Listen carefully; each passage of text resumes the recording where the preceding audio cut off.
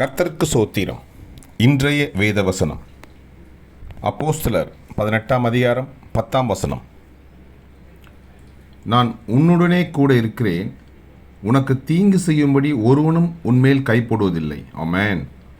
இந்த பட்டணத்தில் எனக்கு அநேக ஜனங்கள் உண்டு என்றார். ஆமென். அப்போஸ்தலர் 18ஆம் அதிகாரம் 10ஆம் வசனம். நான் உன்னுடனே கூட இருக்கிறேன், உனக்கு தீங்கு செய்யும்படி ஒருவனும் உன்மேல் கை போடுவதில்லை. இந்த பட்டணத்தில் எனக்கு அநேக ஜனங்கள் உண்டு என்றார். ஆமென். கர்த்தர் உங்களை ஆசீர்வதிப்பாராக, உங்களோடு கூட இருப்பாராக. ஆமென்.